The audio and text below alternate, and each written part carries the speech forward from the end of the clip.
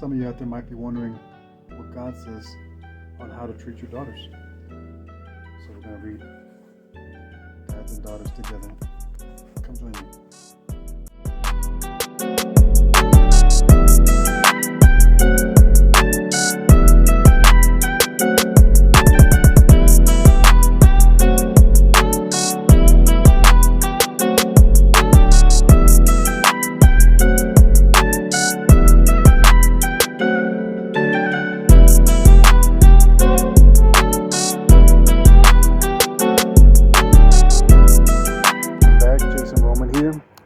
Out of Dads and Daughters today. Today the chapter is about dads hold the keys. A father holds the keys to his daughter's feminine identity, her sense of self-worth, and her future relationships. Just so you guys know, there is going to be traffic. A dad's affirmation, or the lack thereof, will play a role in every aspect of her life, even influencing her choice of a marital partner. There is a place in the female soul reserved for daddy, or a daddy figure that will always yearn for affirmation. Not every girl or woman is the same, of course, but almost every girl desires a close bond with this most significant man in her life. She will adore him if he loves and protects her, and if she finds safety and warmth in his arms. She will feel that way throughout life unless he disappoints her. She will tend to see all men through the lens of that relationship. If he rejects and ignores her, or worse, if he abuses and abandons her, the yearning within her becomes more intense, though it is often tainted with resentment and anger. Let me make another thing clear. Mothers cannot fill this particular empty space. They can and must meet similar needs for love and adoration, and in fact they do occupy their own real estate in a daughter's heart. A girl without a mother's love is a sad spectacle indeed. And I would not minimize the the maternal role in any regard. But moms can't be dads, and dads can't be moms. Why do girls and women have such intense needs for affirmation from their fathers? And why does the hurt caused by abandonment or rejection often reverberate for a lifetime? A primary reason for this inner ache is because a daughter's sense of self-worth and confidence is likely directly to her relationship with her dad. What he thinks about her and how he expresses his affection is a central source of her perceived value as a human being.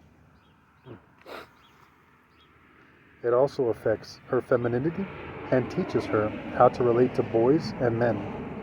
If you wonder whether you hold the keys to your daughter's life, consider Dr. Meg Meeker's insightful perspective. So men out there watching this, she's only got one space in that heart for a spot for you, Daddy.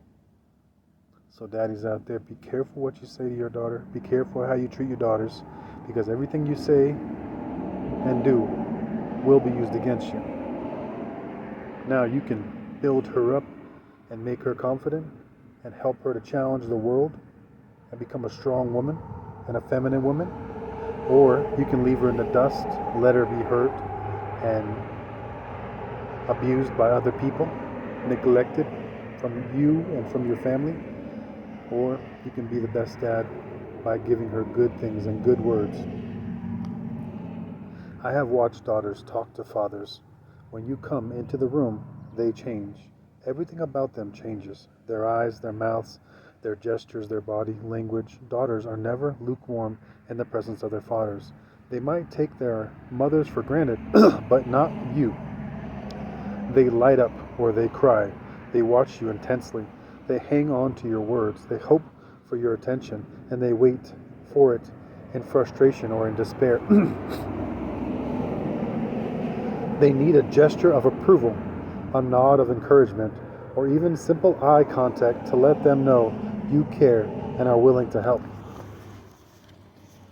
There is a place in the female soul reserved for daddy that will always yearn for affirmation. I'm going to read one more. This section is called She Urgently Needs You.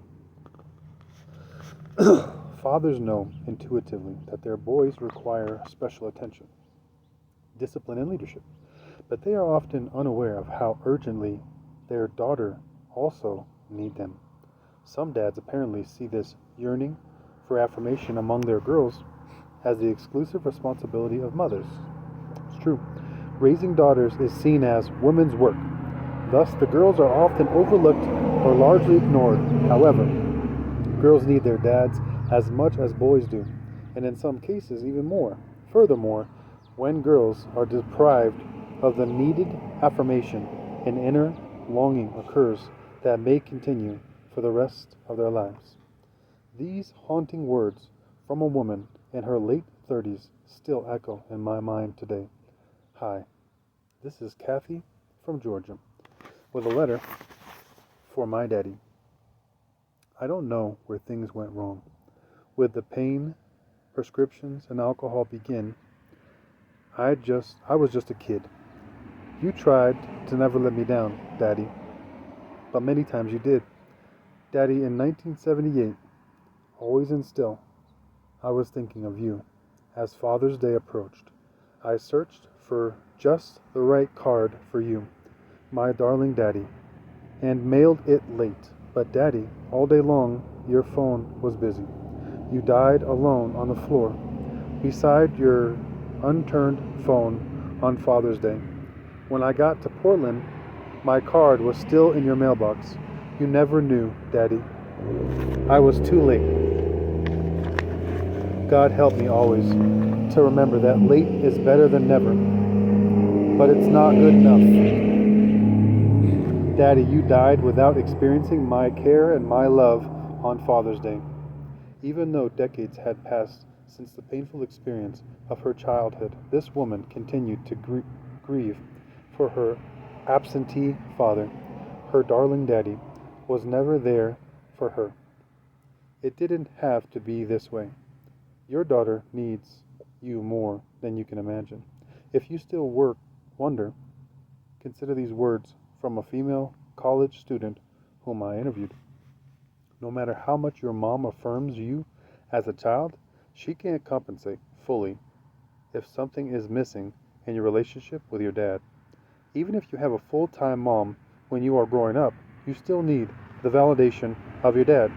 When he doesn't provide it, your entire life is affected, and even the way you see things is different. That has happened to me. Girls need their dads as much as boys do, and in some cases, even more. Well, that's two. I think that's a pretty good amount for today. So we're going to go ahead and call it a day. You can always go to www.iamasinner.net. Check out everything that's going on there. They got Bible verses to motivate you. And I'm going to start putting these videos on dads and daughters so that we can kind of motivate men to be that dad that the girls in their lives need them to be. Let's say a quick prayer. Dear Lord, I am not the best dad. In fact, I don't really even know what I'm doing. So I need your help and guidance so I could be the best dad for my girls and for my boys so that I know exactly what they need. I need you to guide me in that direction, Lord.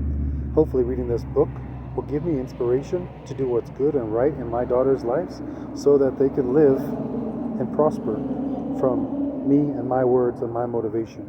And I wish and I pray that you help me to affirm my daughters and all the needs that they have. In Jesus Christ's precious name, amen.